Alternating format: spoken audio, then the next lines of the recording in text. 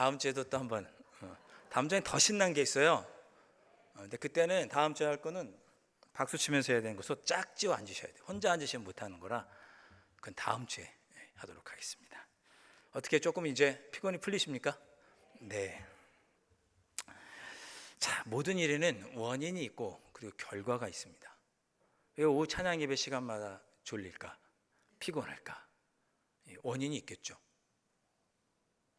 무슨 원인이 있을까요? 열심히 찬양해서, 날씨가 너무 좋아서, 점심을 많이 먹어서, 여러 가지 이유가 있을 것입니다. 올해 사과가 비싼 이유가 있더라고요. 작년에 냉해 때문에 사과 수확량이 30%가 줄었다는 얘기를 들었습니다. 작년 3월에 날씨가 너무 따뜻해서 사과꽃이 일찍 폈대요. 그런데 4월에 바로 냉해가 와서 꽃이 다 떨어진 거예요. 그래서 수확량이 30% 떨어졌고, 그뿐만 아니라 여름에 장마도 길어서 일조량이 부족했답니다. 그리고 가을에는 탄저병과 견문이 썩은 병, 이런 병이 있네요. 이런 병에 걸려서 전체적으로 사과 가격이 올랐고 생산량이 줄었고 사과 가격도 올랐다, 이렇게 기사를 본 적이 있습니다. 사과 가격이 올라간 이유도 알려주는 친절한 합리화한 목사입니다. 네. 자, 모든 일에는 원인이 있습니다. 결과가 있죠. 모든 일에는 원인이 있고 결과가 있다. 한때 몇 년 전에 베스트셀러가 되었던 몰입의 즐거움, 어디 몰입한다 그러잖아요. 몰입의 즐거움이라는 책이 있습니다. 이 책에 저자가 이름도 참 미하일 칙센트미하이 이런 교수가 있는데, 이 교수가 이 책을 썼는데 미국뿐만 아니라 전 세계적으로 크게 흥행을, 베스트셀러가 됐습니다. 이 책에 보면 사람이 가장 불행할 때가 언제인가, 사람이 언제 가장 불행한가를 대해서 기록을 해놨는데, 가장 사람이 불행할 때는 두 가지가 있습니다. 첫째, 더 이상 만날 사람이 없을 때 가장 불행하다고 합니다. 더 이상 만날 사람이 없는 거예요. 전화를 걸고 싶은데 평소 가깝게 안 지내다 보니 전화하기도 좀 대면하고, 찾아가고 싶어도 반가워할 사람도 없고 나를 찾아올 사람도 없고, 더 이상 만날 사람이 없을 때 가장 불행하다. 그리고 두 번째로 가장 불행할 때가 언제냐? 할 일이 없을 때 가장 불행하다고 합니다. 내가 할 일이 있다는 것은 내 삶에 좀 가치가 있다는 뜻인데, 아무것도 하고 있지 않으면 내 삶이 무의미한가, 이런 생각을 하면서 불행할 수 있다고 합니다. 그래서 이런 불행한 삶이 되지 않기 위해서 준비해야 된다.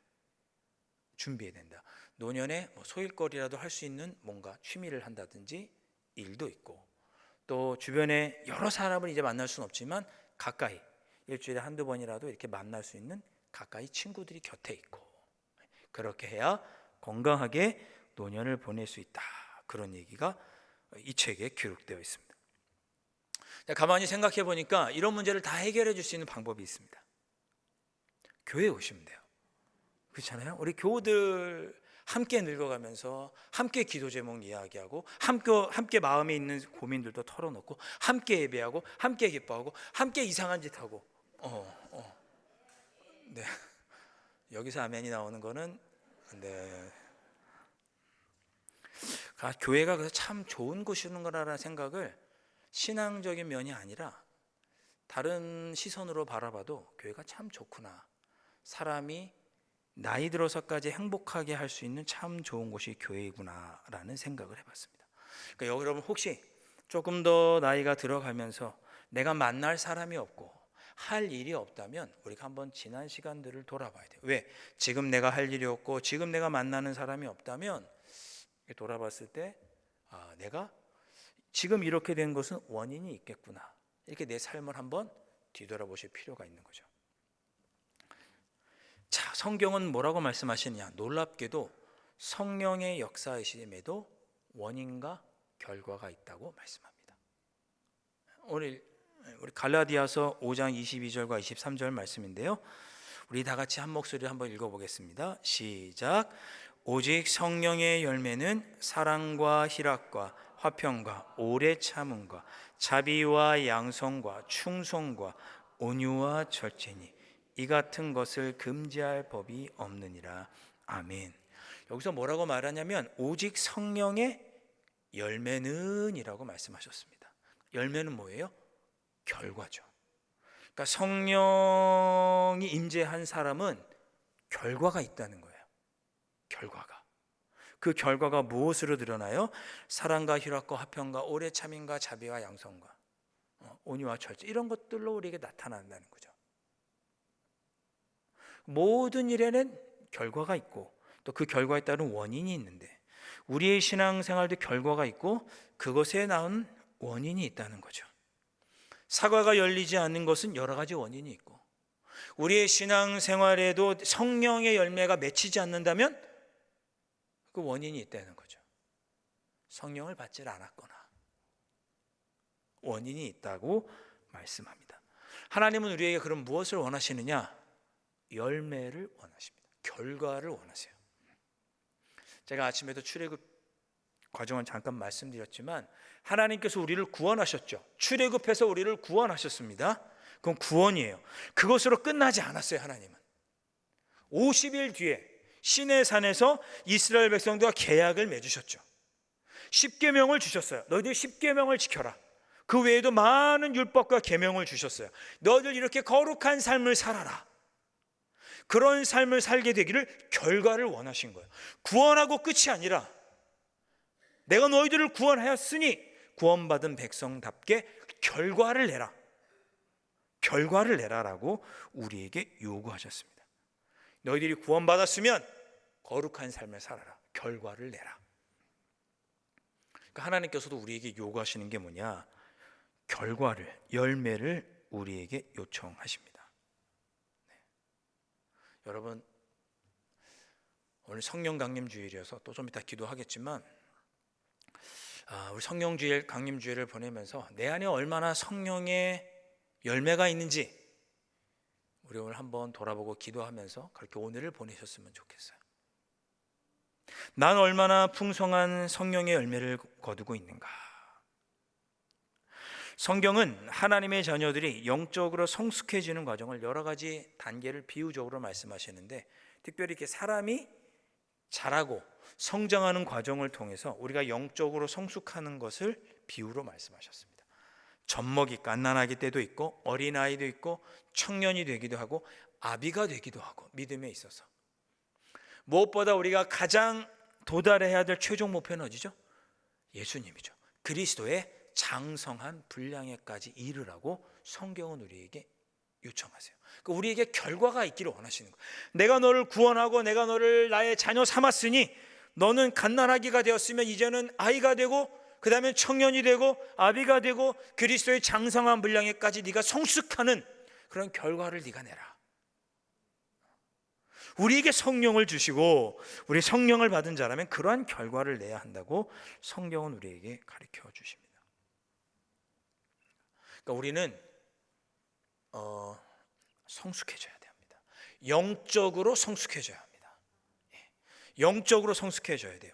방금 읽었던 갈라디아서 5장 22절과 23절 말씀에 성령의 9가지 열매가 나오죠. 사랑과 희락과 화평과 오래 참음과 자비와 양선과 온유와 충성과 절제. 이 9가지 성령의 9가지 열매 중을 자세히 보시면 모두 다 인격적인 부분입니다. 성령의 열매에 성령이 함께 하시면 우리가 은사를 받지만 성령의 은사 외에 성령의 열매는 모두 다 인격적인 부분이에요. 성령을 충만히 받은 사람은 사랑의 열매를 맺어야 되는 거죠. 성령을 충만히 임재한 사람은 성령께서 강림한 사람은 희락의 열매, 화평의 열매, 오래 참음의 열매, 자비한 마음으로 돌보는 은혜, 착한 은혜, 양선, 온유한 은혜, 충성하는 은혜, 절제하는 열매를 우리가 맺어야 되는 거죠. 그러니까 이것으로 우리가 얼마나 영적으로 성숙했는지를 한번 돌아보시라는 거예요. 내가 얼마나 예수님을 믿고 성령을 경험하고 내가 얼마나 인격적으로 성숙했는가. 난 얼마나 사랑하고 이해하고 배려하고 화평하고 오래 참고 자비롭고 양선 착한가. 제가 가끔 그런 생각해요. 목사는 일단 착하고 봐야 될 것 같아요. 저는 착해야 돼요. 동의하지 않으시는데 네. 그런 생각이 들어요. 얼마 전에 이웃교회 목사님이 우리 같이 시찰에 계신 목사님이 고속도로를 경부고속도로를 이렇게 가고 계셨대요. 가고 있는데 안성 휴게소인가? 하여튼 어디 만남의 광장인가? 거기 휴게소를 딱 들리셨는데 만남의 광장인가 보다. 휴게소를 들리셨는데 한 외국인 노동자가 서울에서부터 경기도 이천을 가기 위해서 걸어오는 중이었대요. 놀랍죠? 그러니까 이 몽골인가 어디서 온 외국인 노동자인데 돈이 없으니까 길도 잘 모르니까 걸어가겠다라고 서울서부터 쭉 걸어가다가 만남의 광장에 이르는 거예요. 그래서 한국 사람한테 물어본 거예요. 이천 가려면 어떻게 가야 합니까? 뭐 이렇게 물어봤겠죠. 네. 그랬더니 저쪽으로 판교 보고 내려가라고 누가 그렇게 얘기를 해준 거예요. 그래서 판교를 가려고 온 거예요. 그러니까 알고 보니까 그분이 판교에 가면 경기도 이천으로 가는 지하철이 있대요. 알고 계십니까? 판교에서 그러니까 성남 이렇게 들려서 쭉 내려가는 게 있나 봐요. 그걸 타러 판교로 가는데 길을 모르니까 걸어서 판교까지 가고 있는 거예요. 그래서 이제 사람들만 붙잡고 물어보고 있는데 그 목사님인가 같이 있던 가족 중에 딸이 그걸 보고 불쌍한 마음이 든 거예요. 그래서 어디에 가냐고 물어본 거예요. 그랬더니 판교를 간다. 뭐 그런 얘기를 한 거죠. 그랬더니 아빠한테 아빠가 목사님이니까 아빠 우리 좀 도와주자고 그래서 차에 태워서 판교역까지 데려다 줬습니다. 그리고 혹시 길을 못 찾으면 나한테 전화해라 그러고 전화번호까지 그 목사님이 알려주셨어요. 며칠이 지나서 전화가 왔대요. 그 청년한테. 그때 도와주셔서 너무 감사합니다라고 인사차 전화가 왔답니다. 제가 딱 그거 얘기를 듣고 나라면 어떻게 했을까? 저쪽 방향으로 쭉 가면 판교예요. 그냥 그러고 얘기하고 말았을 것 같은 그러진 않았을 것 같고 저도 착하니까 우리가 착하고 봐야 돼요. 성령을 경험한 사람들은 착하고 봐야 돼요. 목사는 착하고 봐야 돼요. 뒤통수 맞아도 착하고 봐야 돼요. 목사는. 여러분 저희가 신앙생활하고 교회에서 직분을 갖고 10년, 20년, 30년 오랫동안 신앙생활하고 뜨겁게 우리가 신앙생활 예배드리고 그 모든 것의 결과가 어디에 나타나느냐? 우리의 인격과 성품에서 나오는 거예요. 성령의 9가지 열매가 모두 다 인격적인 부분이에요. 그러니까 오늘 우리가 성령 강림주의를 보내면서 주님, 제가 주님 보시기에 얼마나 영적으로 성숙했습니까? 얼마나 내가 성령 충만함으로 내가 얼마나 영적 성숙에 이르렀습니까? 라고 우리 스스로를 돌아보아야 하는 거죠. 그리고 그렇게 해 주십시오라고 오늘 이 시간 우리가 함께 기도했으면 좋겠어요. 자, 오늘 읽었던 말씀 중에 사도행전 2장 17절 말씀이죠. 우리 다 함께 봉독해 보겠습니다. 시작. 하나님이 말씀하시기를 말세에 내가 내 영을 모든 육체에 부어주리니 너희의 자녀들은 예언할 것이요 너희의 젊은이들은 환상을 보고 너희 늙은이들은 꿈을 꾸리라. 아멘. 이 말씀의 의미는 무엇입니까? 하나님이 모든 육체에게 모든 사람에게 반드시 성령을 부어주시겠다고 약속하시는 것입니다.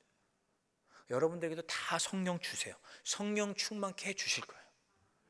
그러니까 우리가 이 시간에 성령 하나님 오셔서 나를 충만히 채워주시고 나의 삶의 인격이 제가 착한 사람으로 인격이 정직하고 청렴하고 정말 성실하고 이런 사람으로 저의 인격이 변화되게 하시고 만나는 사람들마다 화평케 하시고 나이가 들어서 나를 찾아오는 사람 나도 누구를 만날 사람이 있게 하시고 그러한 좋은 삶, 행복한 삶을 살아갈 수 있도록 나의 인격을 변화시켜 주시옵소서.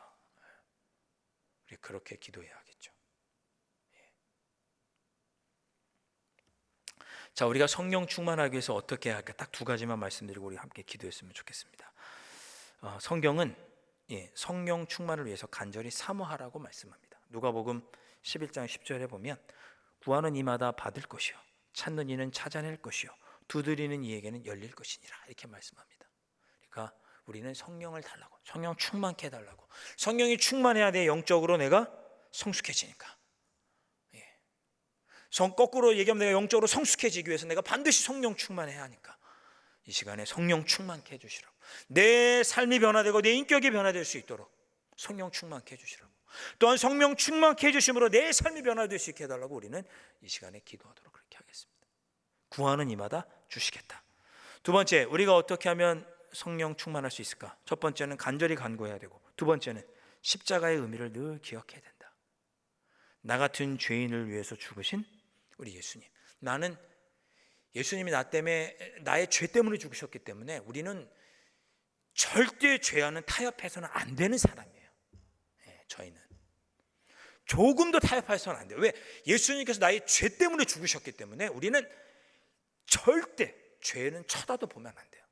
연약해서 죄를 쳐다볼 수 있고 넘어질 수 있지만 우리는 절대 죄를 지어서는 안 되는 사람이에요. 예수님을 2번 죽이는 일이에요. 그렇기 때문에 성령 충만하게 해서 우리 어떻게 되냐? 간절히 간구하고, 두 번째, 십자가의 의미, 나는 죄에서 떠난 사람으로 주님의 뜻대로 살아야 한다는 것을 십자가를 보면서 기억을 하면 성령께서 우리를 충만히 역사하여 주시고, 또 성령께서 우리를 충만케 하실 때 우리의 성품도 성숙될 수 있을 줄 믿습니다.